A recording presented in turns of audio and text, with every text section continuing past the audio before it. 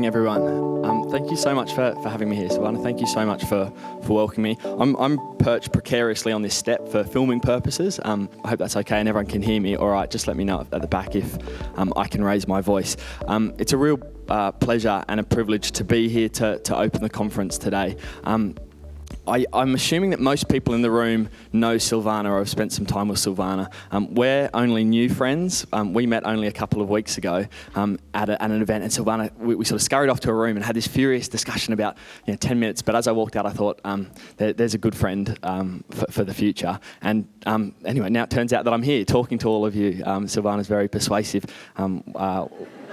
wonderful person. And not that I needed much persuading to be here to share a bit of the story, but I really appreciate the opportunity to be here and to share a bit of my story with you all today. And in understanding that this is the third annual Now and Next conference, and in understanding that in the past couple of years, we've thought about the concept of how do we as parents and allies of our autistic brothers and sisters and people with disabilities more generally, how do we lean in? And in understanding today, we also want to consider the concept of how do we support our loved one to lean into the process as well. And I really wanted to just share a little bit of my story today to try to highlight just a few ideas. The first being just how powerful our voices are as parents, as siblings, as people, as allies to those with disabilities. Just how powerful the voice of our loved ones and the voice of people with disabilities can be. And just how powerful this moment is that we're living through with the NDIS and the convergence of technology. And I want to just try to bring that to life over the next 10 minutes with my story. You've all caught me. I'm wearing the same jacket as I am in my photo, which is a little bit embarrassing. So we'll move on from that one.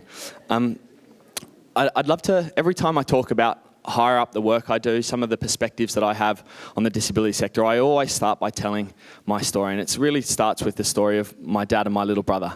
It's that sort of Steve Jobs quote of you can only really connect the dots looking backwards, and in my case that's certainly true. My brother Shane, who's on the right there, was born, he was a year younger than me. He was born with cerebral palsy. So the story goes, the old cliche, the doctors and the experts turned around and said to my parents, Shane, this is very profound. It's sort of 10 out of 10 on the severity scale, and Shane will never walk, he'll never talk, he'll never contribute much. And so the story goes, my dad said, rubbish. And we'll see about that.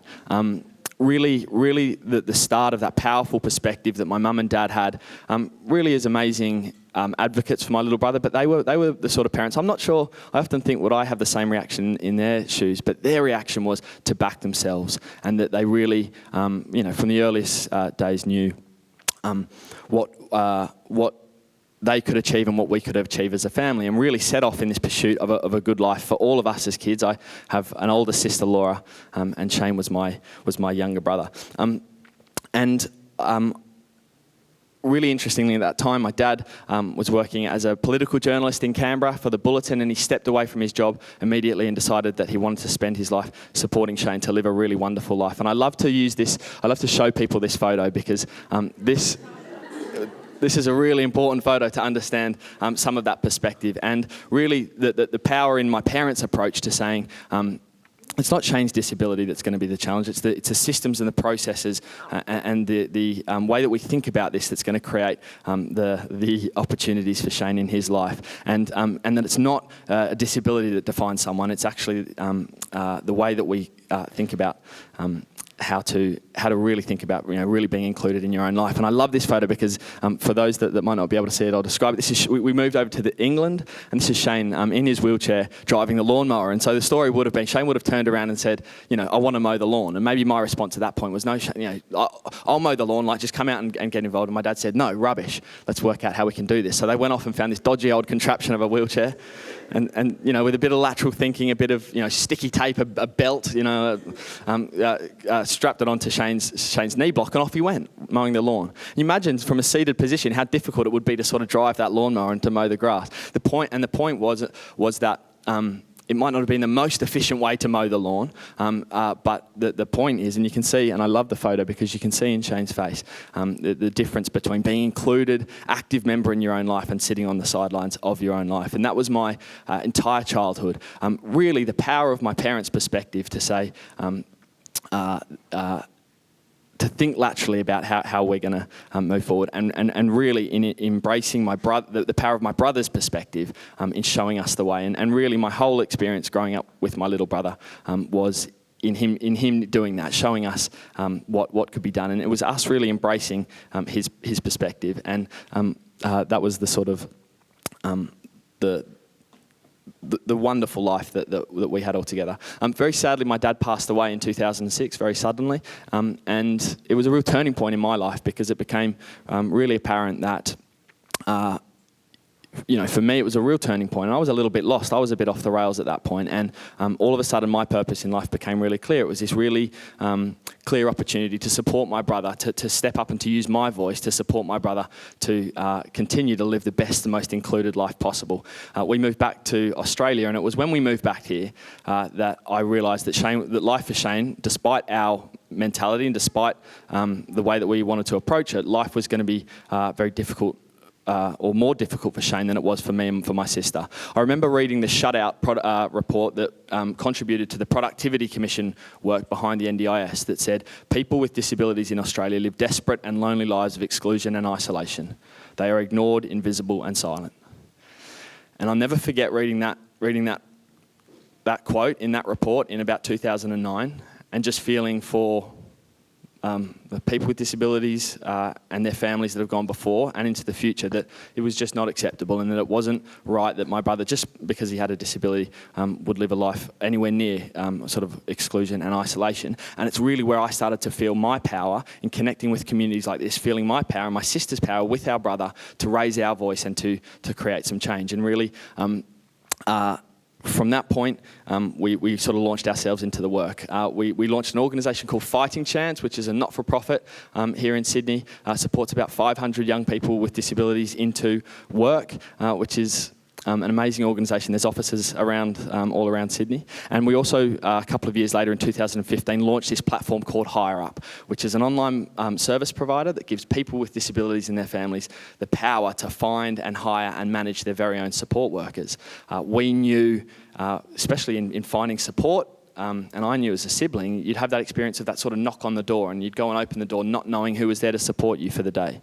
Just that sense of disempowerment in the old traditional system when we weren't in power. The power was sort of held by someone else, and our family knew that there was a better way that we could, if we were in control, could we use the technology to put people seeking support like our family, as well as some of the best and brightest support workers in Australia, in control? Can you create better outcomes? And I'm amazed and really proud to say that Hireup, since 2015, has grown to a community of now 100,000 registered people all over Australia.